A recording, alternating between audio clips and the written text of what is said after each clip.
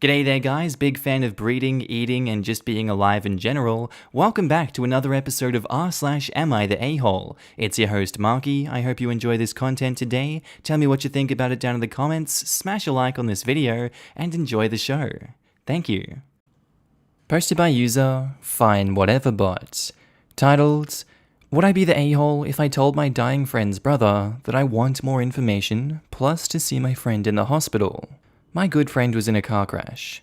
He may pull through, he may not. Everyone will know more in a couple of days. His brother and other family members are at his bedside.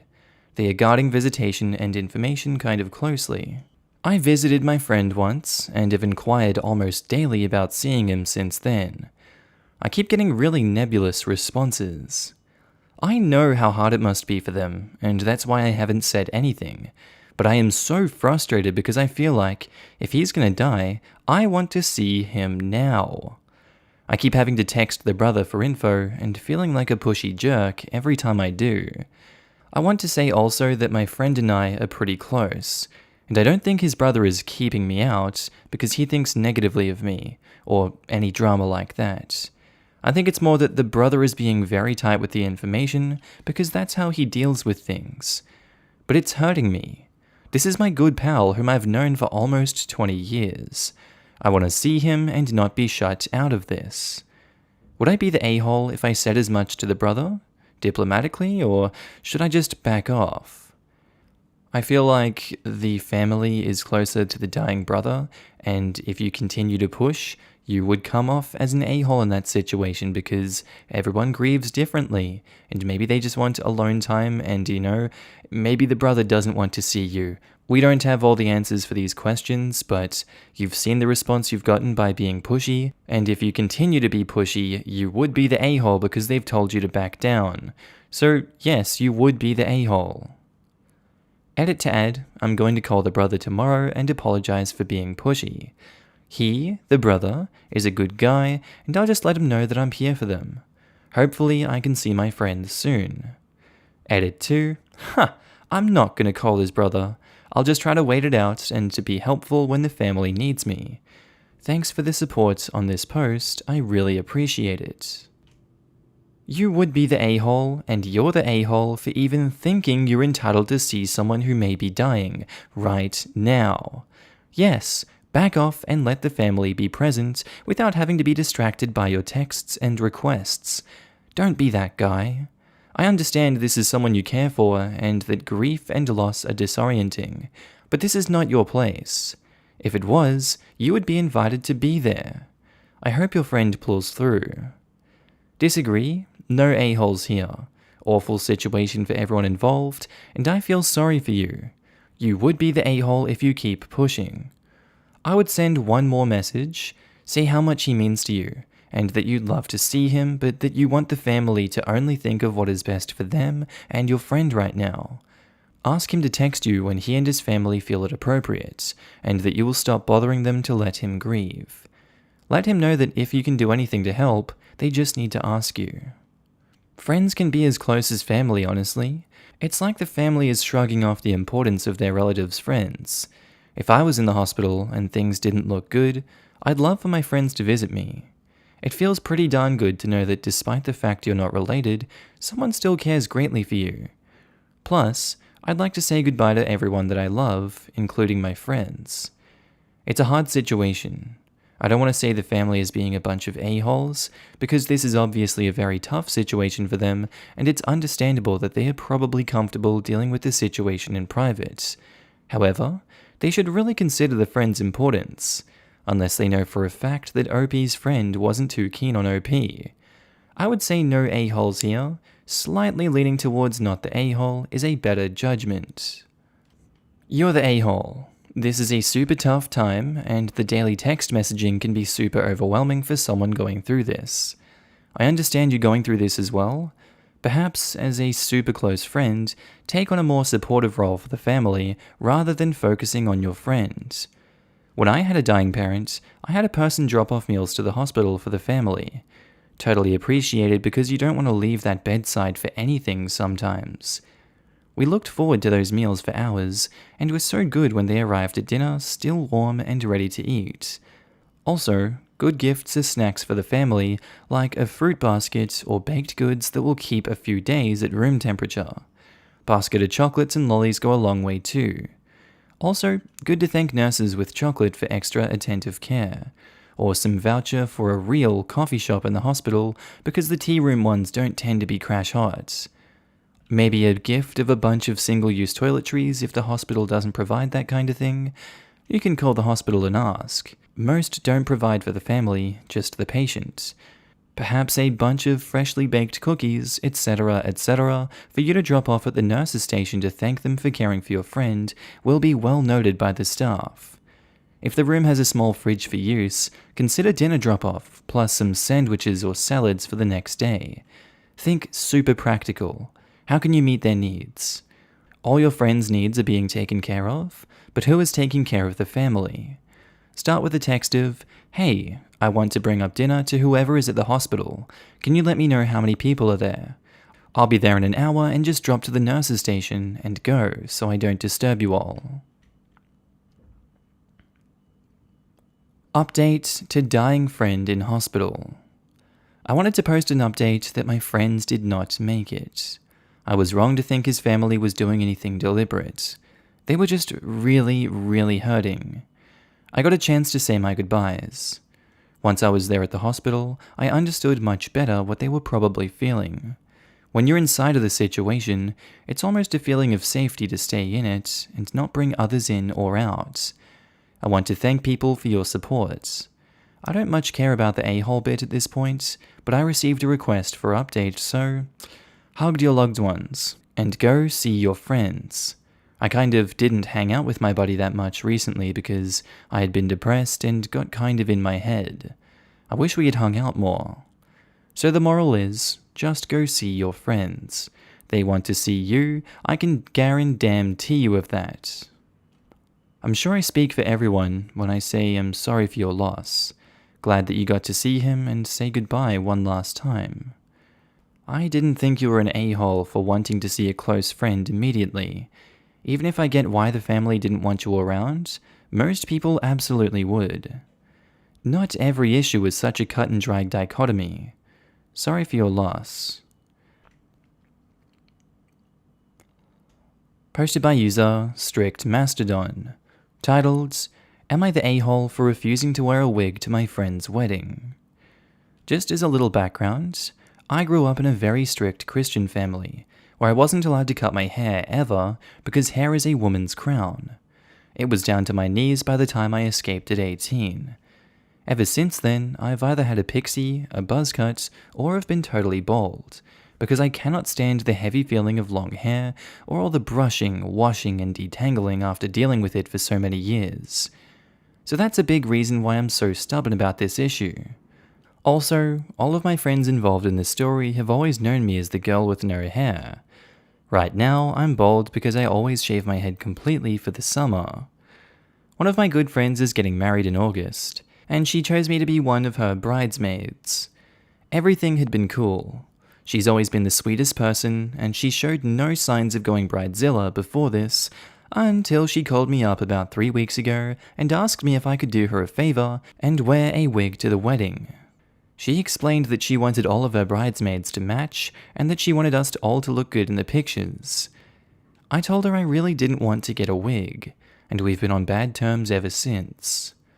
All of our friends are on her side because it's just a wig, and it's not like she's asking you to grow out your hair for the wedding, so she's not the one being unreasonable.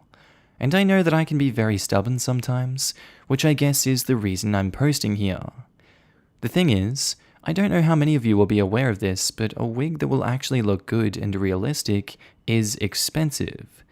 I've already paid for a bridesmaid's dress, new shoes, and plane tickets, as well as a small deposit for the person who's going to do our makeup. This wedding has already cost me a fortune. I could afford a wig if I wanted to, but do I really want to spend the money on something that I'll never wear again when I've already spent a ton? Not really. Also, this is going to be on a plantation in Louisiana in August. I'm already going to be hot and uncomfortable, and a wig will make things 1,000 times worse. The biggest reason, and this is why my friends are saying I'm the a-hole, is the principle of the thing. I feel like it implies I look bad because I don't have hair, which I personally don't think is true. Is being bald so hideous I'll ruin her pictures? Is she going to make her balding father wear a toupee? And I think the I want us to match thing is stupid. We're already wearing matching dresses. Why isn't that enough? I know it's her day, and we're supposed to make her happy, but isn't there a line? I've offered to wear a cute headscarf as a compromise, if my bald head is that offensive, but she is not having it. I'm still in the bridal party and invited, but I don't know for how much longer, honestly. Am I the a-hole for not wanting to wear a wig? Edit, just want to add 2 things. 1, she's not willing to pay or reimburse me for the wig, in part or in full. 2, along with the headscarf, I'd also be willing to grow my hair out into a pixie cut. The wedding is at the beginning of August, so it would still be really short though. I'd say in a situation like this, you're justified in what you're doing. I wouldn't say you're an a-hole for it, but I feel like it is causing tension that she doesn't want to have to deal with because it's a difficult situation that she would rather you just comply. And I don't know whether these situations speak on these people as morally good or bad people. Like, if you were morally good in this situation, you wouldn't care what other people think about your bridesmaid having no hair. You'd be happy for that. But you don't want to rock the boat and you want to please people that don't like these things? I can see why you want to avoid confrontation, but if it was me, I'd just tell them to piss off. So really, yeah, it is your friend's wedding. She can do whatever the hell she wants, but she's not offering you any good compromises. I feel like she's being the a-hole in this circumstance, and I feel like she's going too far for this one. There are things that I'm cool with calling other people the a-hole for trying to enforce at a wedding, but this is not one of those things. And in this situation, I'm going to go with not the a-hole. Not the a-hole? If she had a problem with your appearance, then why the hell did she make you her bridesmaid? You're a friend. Well, friends don't try and change their friends to satisfy their vanity issues. This 100%. You shouldn't have changed your appearance to be part of a wedding. Your friend knew the deal when she asked you. Demanding you do something other than wear a specific dress and shoes is bridezilla in my opinion. Indeed.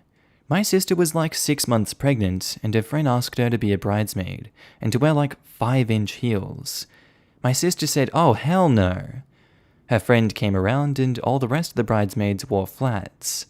If you want someone in your wedding, you can't make unreasonable demands. I asked my friend to be matron of honor way before she got pregnant. When she told me about her pregnancy, she said she would understand if I didn't want her in the wedding, since she'd be 8 months pregnant for it. I said of course I still wanted her in my wedding. She's my friend, pregnant or not. I didn't care what shoes she wore. I told her to wear whatever made her comfortable, and if she had decided to shave her head, she'd still have been my matron of honor. OP is not the a-hole, her friend is. Exactly. I let my bridesmaids buy whatever shoes they wanted, as long as they were comfy, preferably flats, as it was an outdoor wedding and I didn't want any twisted ankles, and went with their dresses. I also didn't tell them what to do with their hair, as long as it looked nice and they were comfortable. Not the a-hole. She asked you knowing that you were bald in the summer.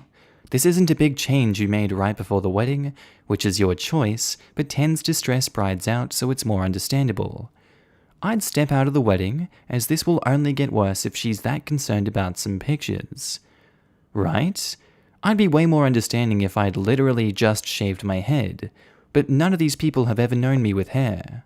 Why don't you go the petty route and buy the cheapest wig you can find? Then she can choose between the plastic monstrosity or you in a cute headscarf.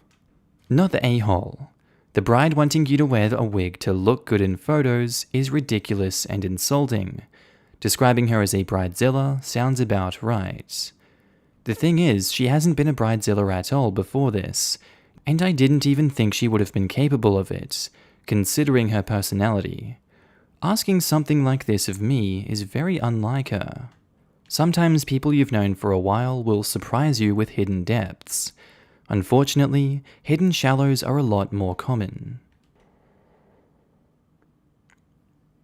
Update: Am I the a-hole for refusing to wear a wig to my friend's wedding? So first of all, thank you so much for your replies and advice. I'm writing an update post because things ended up working out well, and because I want people to see my friend isn't actually a horrible person like people were saying she was. I texted her, asking if we could work things out over a phone call. We don't live in the same state, so our relationship is over phone and text.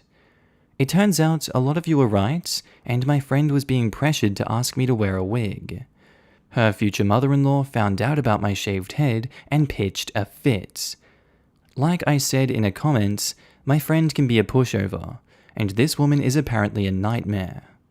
She is also paying for the vast majority of the wedding, so my friend felt even more beholden to what she wanted. That's why she told me she couldn't pay for the wig. Mother-in-law refused to. Neither of them knew how expensive a good wig can be. My friend only found out when I told her over the phone.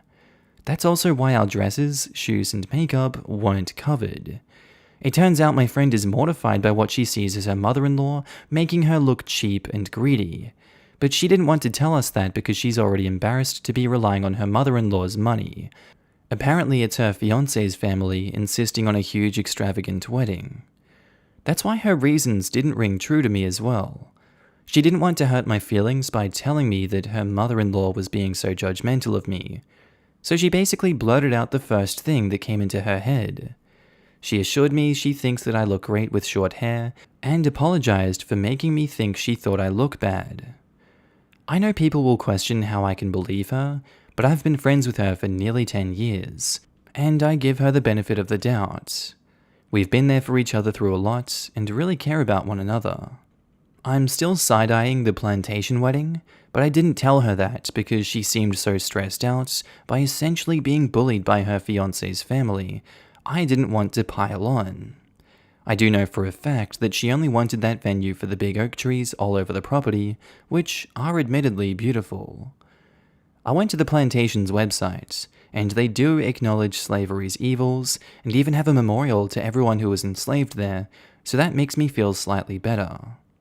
I did tell her that asking me as a mixed girl to wear a blonde wig could be seen as racially insensitive, and I explained why. She was horrified and apologized over and over sincerely. She wants to stand out from her bridesmaids in pictures, and she didn't even consider the racial implications of asking me because most of her bridesmaids are blonde. She's kind of oblivious to things like that. So are a lot of people. But the few times I've had to point out something she said could be hurtful, she's always been understanding instead of defensive. I decided that I'm going to grow out my hair as much as possible for the wedding, just to help her not get grief from her monster-in-law.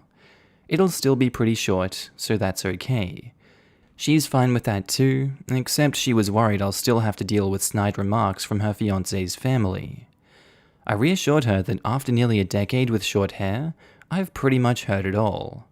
By the time we hung up, I felt way better, not only about the wedding, but about our friendship. This story ended up being the epitome of just no mother-in-law. I'm glad it worked out, OP, but I do feel bad for your friend. I wish the both of you the best of luck, and I hope your friend can get some of the confidence you seem to have. I feel bad too. I get that wedding planning is stressful, but I feel like the stuff she's going through ends up casting a big shadow over what's supposed to be the best day of your life, which is sad, and because her mother-in-law is terrible. I try to give her advice, but what I do in situations is very different from what she'd do sometimes, so I just listen as much as I can. Weddings are stressful, but this is just the start of what she's going to be dealing with in the future. Poor girl. I hope her fiancé has a spine and can stand up to his mum, and/or they move far away from his family. If and when they have kids, this crap only gets worse. I had a cousin break up with her fiancé because her mother-in-law was trying to control the wedding, and her fiancé was spineless about his mum. Cousin took one look at that and said, "Hell no, this will not be the rest of my life." Told him to tell his mum that she needed to back off or they were done. And now they're done. Yay! I'm so glad it's working out. Chalk one up for communication. I also think you must be a great person, and are definitely a fantastic friend for growing your hair out for her. Yeah, normally I'd try to talk things out with her and clear the air ASAP, but around the time she texted me asking me to wear the wig, I had other bullcrap going on in my life as well, so dealing with that became low priority. It definitely reinforced why I go that route. We spent 2 weeks annoyed at each other for no reason. That's great that you worked it out.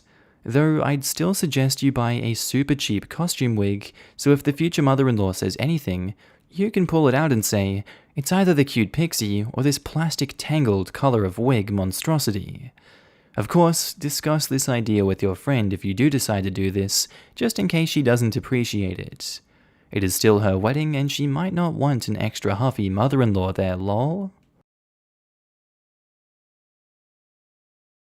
Alright, that's where I think I'm going to end today's episode, guys. As always, I really do hope you learned something or just really enjoyed the posts that were put up today. Quick shout out to all my new and existing Patreon and channel members. You should be able to see your name on screen right now, and if you don't, then I don't think you're part of the club, and you really should join the club because it's a great club. And I want to thank every single one of you guys for supporting me in this journey. It really means so much to me, and I love you all so much for it. Thank you for helping me out. As you can tell, I'm now happy and healthy back in Australia. Thank God it's not cold like Ireland. I don't like wearing jumpers everywhere. I prefer the heat. Thank you very much. I know that's an unpopular opinion. Anyway, guys, I really do hope you enjoyed today's episode. I'll see you in the next one. Have a good day, night, sleep, whatever you're up to, and I'll see you later. Bye.